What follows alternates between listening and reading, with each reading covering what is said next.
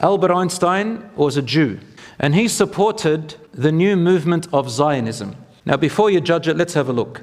So he was a Jew who initially was a strong supporter of Zionism before the Israeli independence in 1948, but then changed his stance after 1948. Why? Originally, Zionism just meant to establish a homeland for the Jews by returning to the Holy Land, Palestine.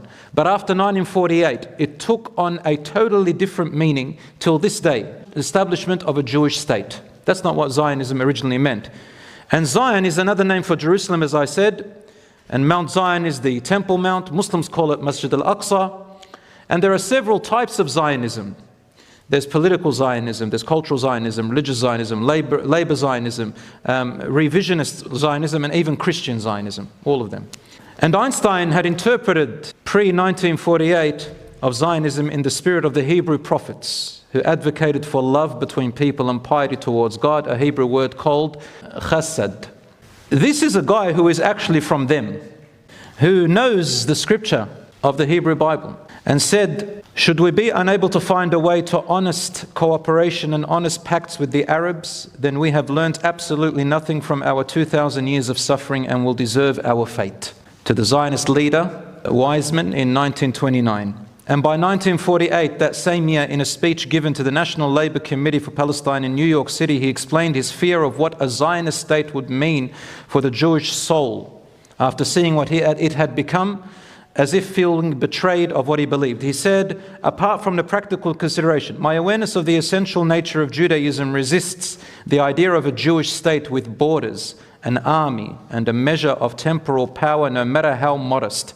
I am afraid of the inner damage Judaism will sustain, especially from the development of a narrow nationalism within our own ranks, against which we have already had a fight without a Jewish state. We are no longer the Jews of the Maccabi period, a long time ago. A return to a nation in the political sense of the word would be equivalent to turning away from the spiritualization of our community, which we owe to the genius of our prophets. And a few months before his death, he was offered to become the president of Israel, and he refused because he said that, well, you guys corrupted, basically. He said the important aspect of our Israeli policy must be our ever-present manifest desire to institute complete equality for the Arab citizens living in our midst. The attitude we adapt toward the Arab minority will provide the real test of our moral standards as a people.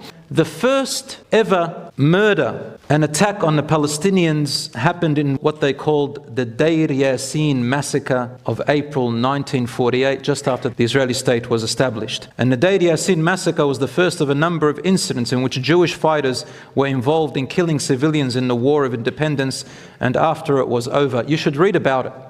It was horrific.